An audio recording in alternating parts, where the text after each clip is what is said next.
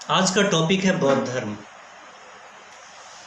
6ठी शताब्दी ईस्वी पूर्व के आसपास वैदिक कालीन भारतीय सामाजिक और धार्मिक व्यवस्था में जातिगत भेदभाव, कर्मकांड, यज्ञ में पशुओं की बलि जैसी कुप्रथाएं स्थापित हो चुकी थी। भारत में लोहे का उपयोग कृषि में व्यापक रूप से होने लगा था, जिससे अनाज उत्पादन में वृद्धि हुई। कृषि का महत्व बढ़ता चला गया। कृषि उत्पादन अर्थव्यवस्था के लिए प्रमुख घटक के रूप में सामने आया। ऐसे में पशुओं की आवश्यकता बढ़ गई। चूँकि वैदिक व्यवस्था में यज्ञ के नाम पर पशु बलि दी जा रही थी, अतः लोगों द्वारा इसका विरोध किया जाने लगा।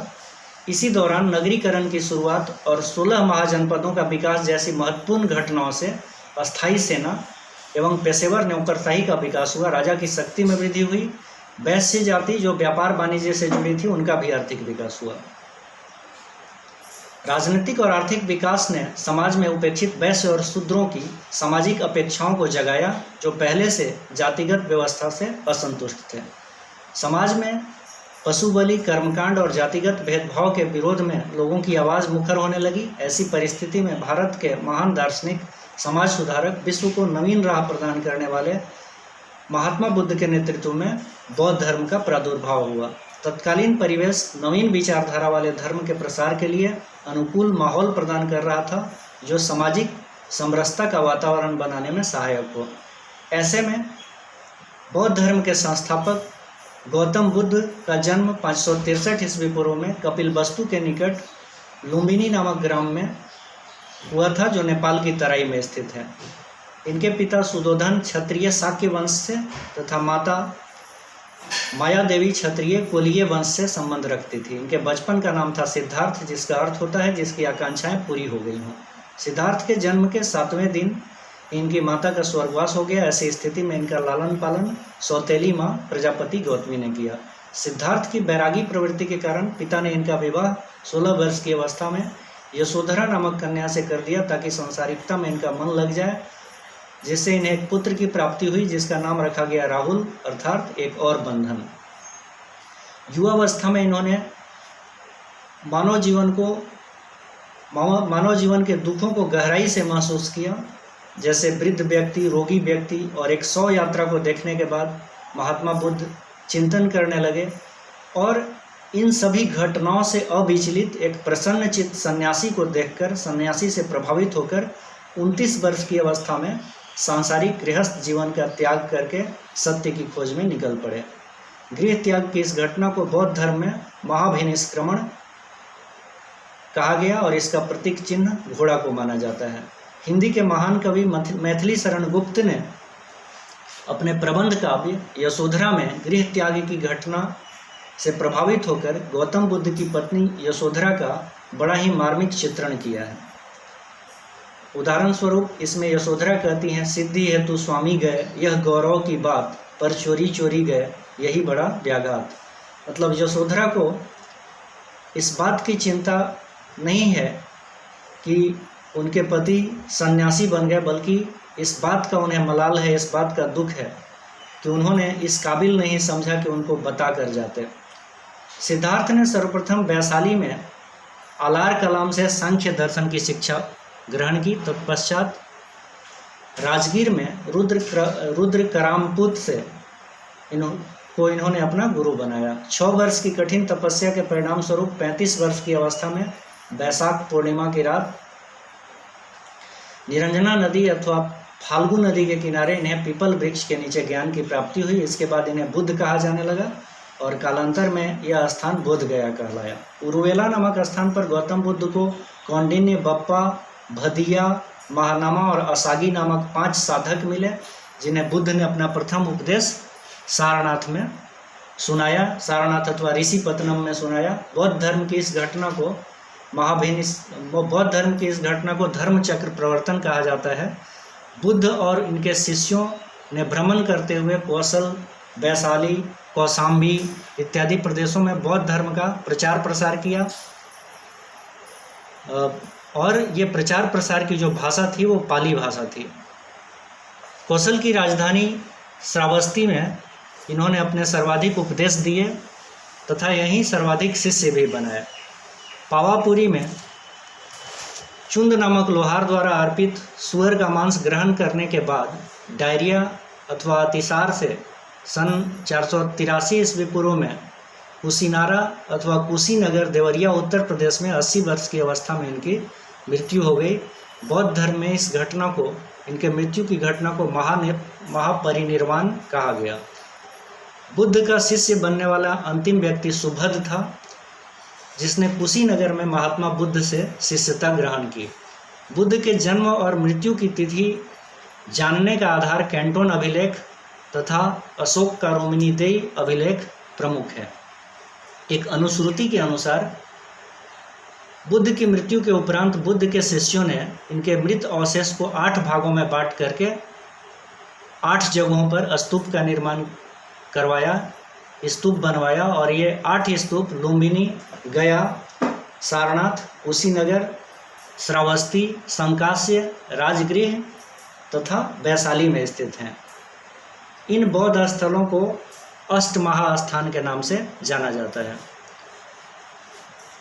अगर हम बौद्ध धर्म के सिद्धांतों की बात करें तो बौद्ध धर्म त्रिरत्न, 4 आर्य सत्य, अष्टांगिक मार्ग, नैतिक जीवन के लिए 10 शीलों का अनुशीलन, बुद्ध 10 शीलों का अनुशीलन, प्रतीत्य समुत्पाद जैसे दार्शनिक सिद्धांतों की व्याख्या करता है।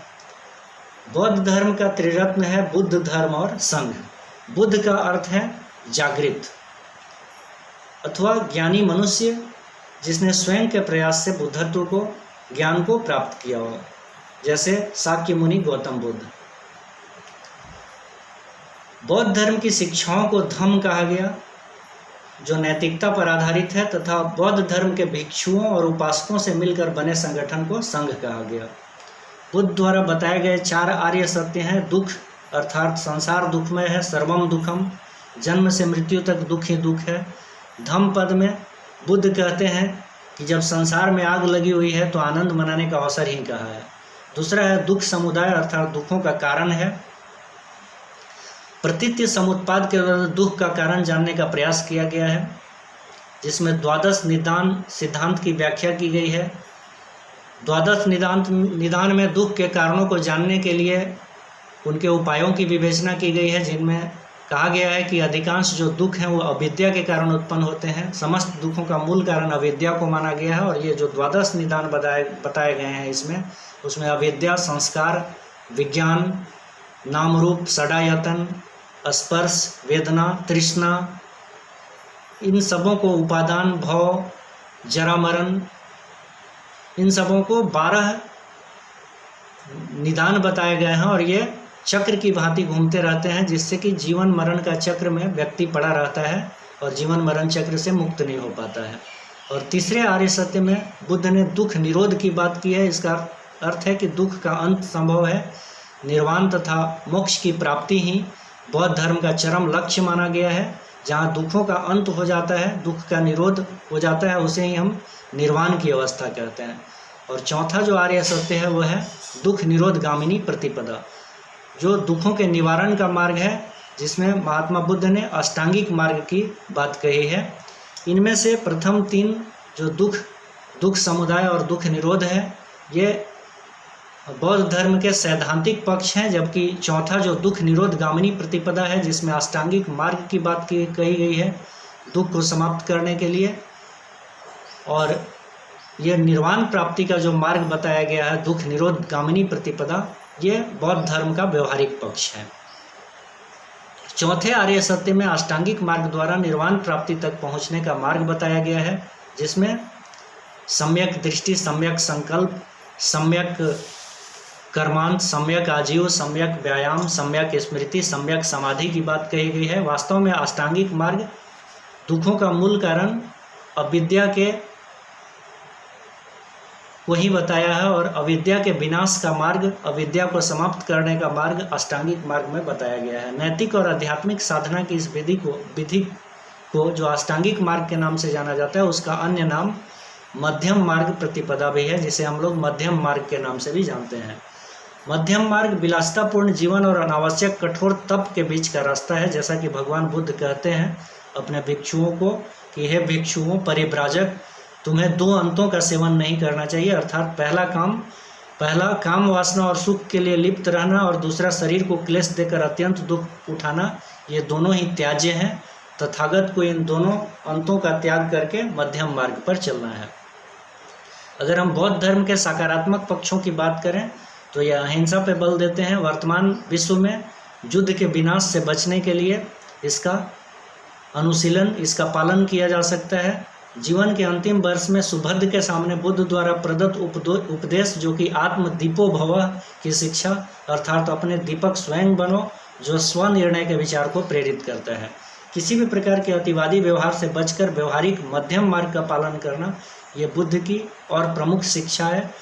बुद्ध ने दुखों का मूल कारण इच्छाओं को बताया, जिससे उपभोक्तावादी समाज सीख ले सकता है, जो अनैतिक तरीकों से भौतिक सुख प्राप्त करने के पीछे उन्मत्त है, भौतिक सुख प्राप्त करने के पीछे पागल है। संवेदनशीलता अथवा अनुभूति बौद्ध दर्शन की महत्वपूर्ण सीख है, जो हमें दूसरों की जगह पर अपने आप को रख करके दूसरों के दुखों को समझने और महसूस करने की क्षमता देता है।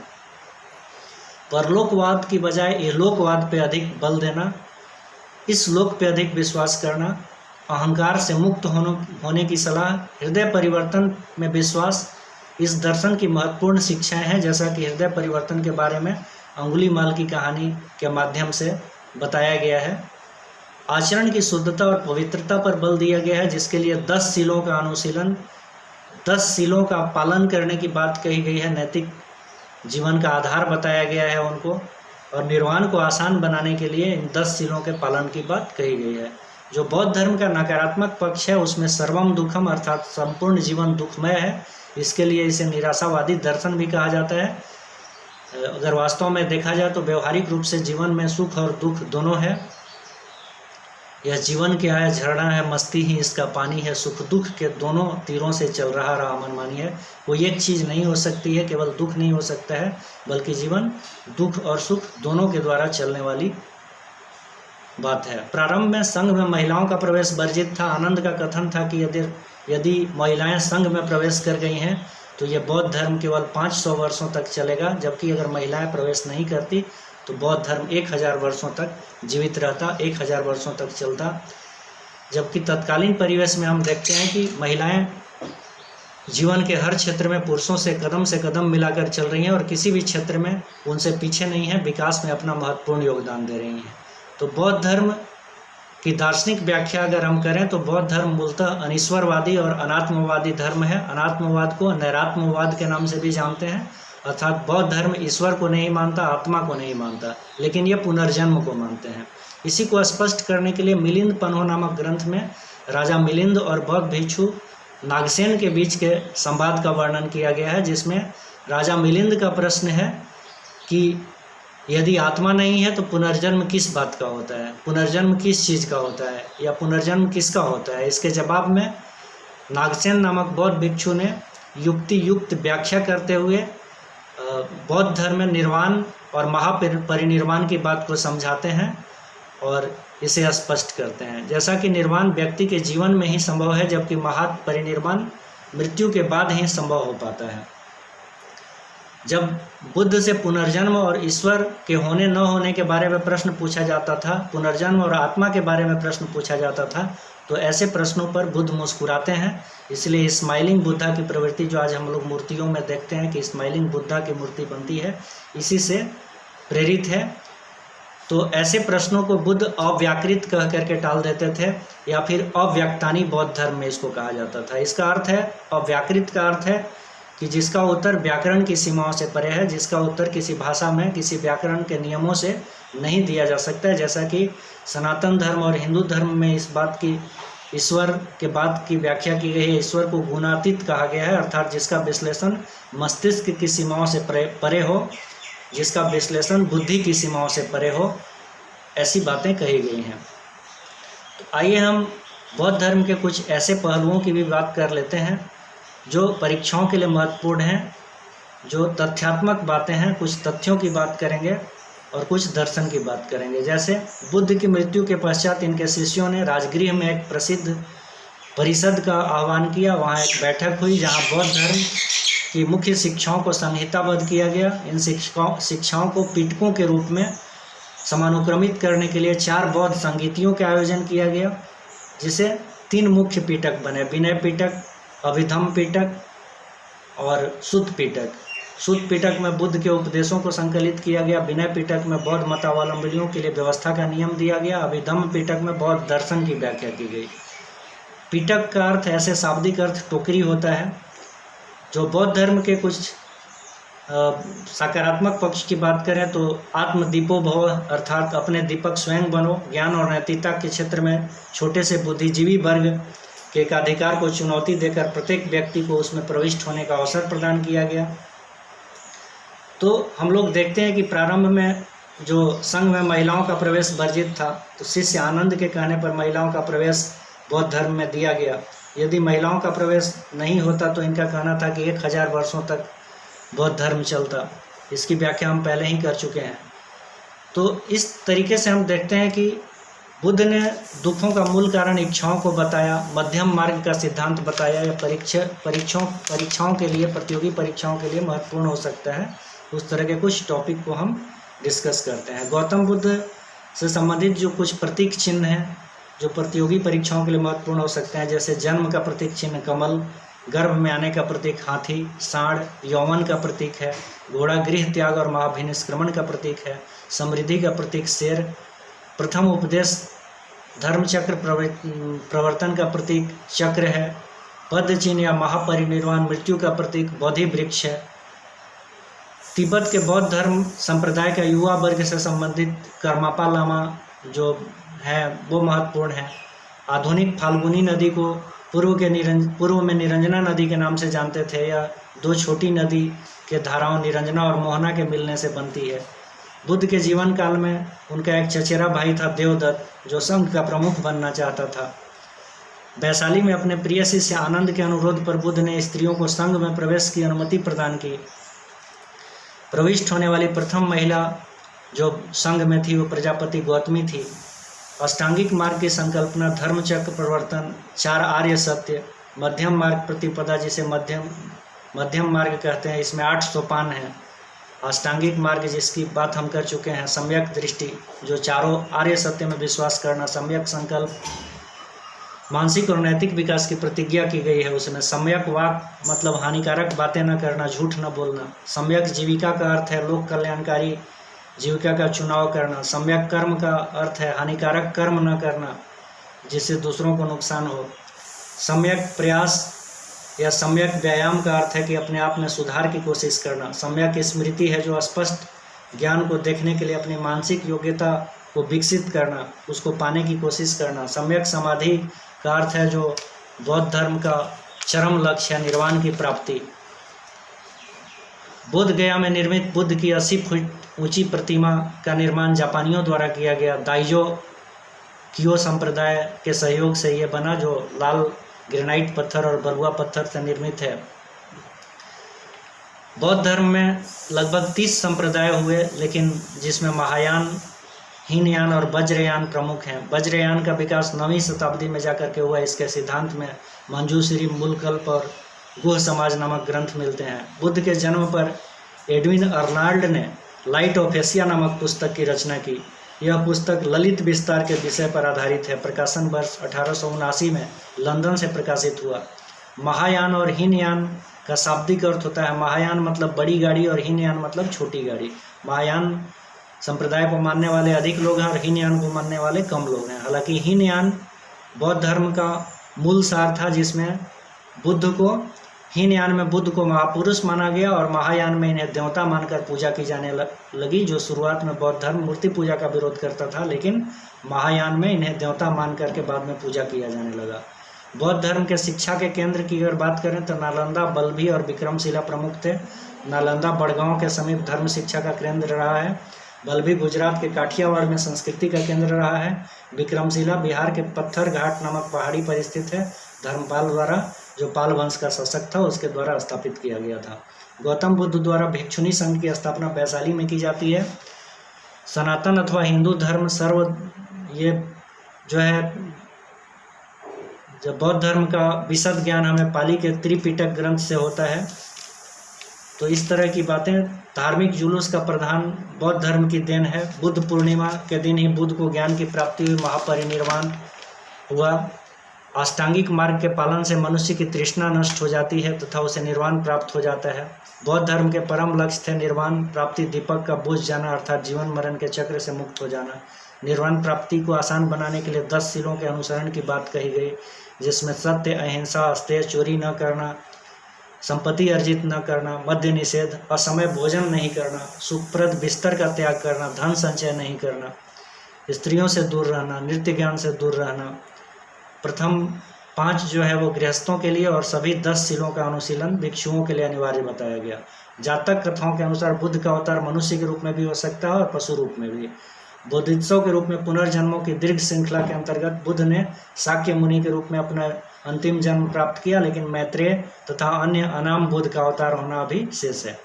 सर्वाधिक बुद्ध की मूर्तियां गांधार शैली के अंतर्गत निर्मित की गई, लेकिन बुद्ध की प्रथम मूर्ति संभवतः मथुरा कला में बनी। ये सारी तथ्यात्मक बातें हैं। दुख का निवारण, तृष्णा का नाश करने वाला मार्ग अष्टांगिक मार्ग कहलाता है। अष्टांगिक मार्ग के मुख्य 3 भाग हैं, प्रज्ञा अर्थात ज्ञान, शील और समाधि। इन 3 प्रमुख भागों में 8 उपायों की चर्चा की गई है। सम्यक दृष्टि, सम्यक संकल्प, सम्यक वाणी, सम्यक कर्मांत, सम्यक आजीव, सम्यक व्यायाम, सम्यक स्मृति, सम्यक समाधि। अष्टांगिक मार्ग को भिक्षुओं का कल्याण मित्र बताया गया है। जीवन का परम लक्ष्य निर्वाण प्राप्ति को बताया गया, अर्थात जीवन मरण के चक्र से मुक्त हो जाना। जिस प्रकार दुख समुदाय का कारण जन्म है, उसी प्रकार जन्म का कारण अज्ञानता का चक्र है। इस अज्ञानता के चक्र को प्रतीत्य समुत्पाद के नाम से जानते हैं। प्रतीत्य समुत्पाद बुद्ध के उपदेशों का सार ही उनकी संपूर्ण शिक्षाओं का आधार स्तंभ है। इसका शाब्दिक अर्थ है प्रतीत्य मतलब किसी वस्तु के होने पर, और समुत्पाद का मतलब किसी अन्य वस्तु की उत्पत्ति। प्रतीत समुत्पाद के 12 क्रम हैं, 12 निदान। प्रतीत समुत्पाद के अन्य सिद्धांत जैसे छन्न भंगुरवाद तथा नैरात्मवाद आदि समाहित हैं। बुद्ध ने ईश्वर के स्थान पर मानव प्रतिष्ठा पर ही बल दिया है। जाति और वर्ण व्यवस्था का विरोध किया गया है। इसमें बौद्ध संघ में प्रत्येक जातियों का प्रवेश मान्य था, यहाँ तक कि स्त्रियों का भी प्रवेश था। संघ सभा में प्रस्ताव का पाठ होता था। प्रस्ताव पाठ को अनुशासन के नाम से भी जानते हैं। सभा की कार्यवाही के लिए न्यूनतम संख्या 20 होती थी, कोरम 20 होता था। संघ में प्रविष्ट होने की विधि उपसंपदा कहलाती थी। बौद्ध संघ का संगठन गणतंत्र प्रणाली पर आधारित था। चोर, हत्यारा, ऋणी व्यक्ति को, राजा के सेवक को, दास और रोगियों का प्रवेश बौद्ध संघ में वर्जित था। बौद्धों के लिए महीने के 4 दिन अमावस्या, पूर्णिमा और चतुर्थी को ये उपवास करते थे। उपवास के दिन को उपोषथ के नाम से जाना जाता था। तो इस तरह से हम देखते हैं कि प्रथम जो बौद्ध और आत्मा और जगत से संबंधित प्रश्नों पर जो बुद्ध मौन हो जाया करते थे, बौद्ध धर्म में उसको अव्यक्तानी या व्याकृत कहा गया है। प्रथम बौद्ध भिक्षुनी आम्रपाली थी, वैशाली गणतंत्र की राजनर्तकी। भगवान बुद्ध को अपने मानवीय गुणों से आकर्षित करने वाली आम्रपाली की कला चेतना का अध्ययन तथा शोध के अभाव में आज भी उपेक्षित है। आज 20 से अधिक देशों में बौद्ध धर्म प्रचलित है, जिसमें Laos, Cambodia, Bhutan, Thailand, Sri Lanka प्रमुख है, जहाँ का राजधर्म बौद्ध है। बौद्ध धर्म के अगर हम 4 संगीतियों की व्याख्या करें, जो 4 संगीति या 4 बौद्ध परिषद हुए, उसमें प्रथम बौद्ध परिषद राजगीर सप्तपर्णी गुफा में 483 ईस्वी पूर्व में महाकश्यप की अध्यक्षता में अजात शत्रु के शासनकाल में हुई, और इसमें प्रमुख रूप से बुद्ध के प्रमुख शिष्य आनंद द्वारा सूत पिटक की रचना की गई है, जिसमें बुद्ध की शिक्षाओं का संकलन किया गया। और उपाली के द्वारा विनय पिटक की रचना की गई, जिसमें बौद्ध धर्म के मठ का कोड या आचार संहिता, आचार व्यवहार का नियम बनाया गया। द्वितीय बौद्ध संगीति वैशाली में 383 ईस्वी पूर्व में साबा कामी की अध्यक्षता में कालाशोक के शासनकाल में आयोजित हुई, जिसमें विनय पिटक और अनुशासन संहिता पर विवादों का निपटारा किया गया। तृतीय बौद्ध संगीति पाटलिपुत्र में 255 ईस्वी पूर्व में मोगलीपुत्तिस की अध्यक्षता में अशोक के शासनकाल में हुई, जिसमें अभिधम्म पिटक का संकलन किया गया, जिसमें बौद्ध धर्म की दार्शनिक व्याख्या की गई। चौथी बौद्ध संगीति कश्मीर के कुंडल वन में 72 ईस्वी पूर्व में ईसा की प्रथम शताब्दी में वसुमित्र और सुघोष की अध्यक्षता में हुई, कनिष्क के शासनकाल में, जिसमें जाकर के हीनयान और महायान में बौद्ध धर्म जाकर विभाजित हो गया। तो इस तरह से हम देखते हैं कि बौद्ध धर्म की ये तथ्यात्मक बातें थी जो प्रतियोगी परीक्षाओं के लिए महत्वपूर्ण हो सकता है। अंत में अगर हम कंक्लूजन करना चाहें, बौद्ध धर्म का कुछ निष्कर्ष रखना चाहें, तो हम इसके बारे में कह सकते हैं कि बौद्ध धर्म के सकारात्मक पक्षों को आत्मसात करना और नकारात्मक पक्षों को छोड़ देना, अनुपयोगी बातों को छोड़ देना, ये हमें करना चाहिए। अद्वैतवाद के संस्थापक शंकराचार्य ने बौद्ध धर्म को स्थापित करने में मध्यकाल में कबीर दास जैसे क्रांतिकारी विचारक, महात्मा बुद्ध के विचारों का उन पर भी गहरा प्रभाव पड़ा। डॉक्टर अंबेडकर ने भी 1956 ईस्वी में बौद्ध धर्म को अपनाया और तर्कों के आधार पर स्पष्ट किया कि महात्मा बुद्ध के विचार बौद्ध धर्म प्रवर्तकों की तुलना में अधिक लोकतांत्रिक हैं। आधुनिक काल में राहुल संकृतायन जैसे वामपंथी साहित्यकार ने भी बुद्ध से प्रभावित होकर जीवन का लंबा समय बुद्ध को पढ़ने में व्यतीत किया। भारत के वर्तमान प्रधानमंत्री ने भी अपनी चीन यात्रा के दौरान एक बार कहा था, बौद्ध धर्म की महत्ता को रेखांकित करते हुए इस बात को कहा था कि बचाने वाला मारने वाले से ज़्यादा महान होता है, और चीन को एक संदेश दिया था अहिंसा के बारे में। सिद्धार्थ और उनके चचेरे भाई देवदत्त के बचपन की कहानी को उद्धृत करते हुए भारत के वर्तमान प्रधानमंत्री ने ये बातें कही थी। तो इस तरह से हम देखते हैं कि बौद्ध धर्म आज के समय में भी काफ़ी प्रासंगिक है। जो बौद्ध धर्म के प्रमुख सिद्धांत हैं उसे देखने की बात है। और जहाँ तक धर्मों के बीच किसी तरह की कटुता और वैमनस्य की बात कही जाती है वो बिल्कुल भी गलत है। हिंदू धर्म के संरक्षकों द्वारा बौद्ध धर्म का विनाश करने की अतिशयोक्तिपूर्ण कहानियाँ वामपंथी इतिहासकारों के विचारधारा से प्रभावित मानी जाती है। किसी भी धर्म का विनाश करने वाले वास्तविक सनातन धर्मावलंबी नहीं हो सकते हैं। सनातन अथवा हिंदू धर्म सर्वधर्म संभाव, सर्वजन हिताय सर्वजन सुखाय, सर्वे भवन्तु सुखिनः, सर्वे सन्तु निरामया जैसे उदात्त मूल मंत्र द्वारा संचालित है। यदि शैव धर्मावलंबी शशांक द्वारा बौद्ध धर्म के स्थलों के विनाश की बात इतिहास में वर्णित है, तो चीनी यात्री ह्वेनसांग द्वारा भी यह लिखा गया है कि नालंदा में राधा स्वामी नाम का ब्राह्मण रहता था जो महायान मत का प्रोफेसर था। अतः सामाजिक विद्वेष को फैलाने वाली किसी भी विचारधारा का समर्थन हमें नहीं करना चाहिए, क्योंकि सभी धर्मों का सारांश मूलतः सामाजिक समरसता और लोक कल्याण ही है। तो इस प्रकार हम देखते हैं कि बौद्ध धर्म आज के समय में भी बहुत ही प्रासंगिक है, और ये निश्चित रूप से किसी भी धर्म के बीच वैमनस्य फैलाने के लिए इनका किसी भी धर्म के बीच में तुलना या कंट्राडिक्शन नहीं होना चाहिए, बल्कि सभी धर्म एक दूसरे के पूरक हैं।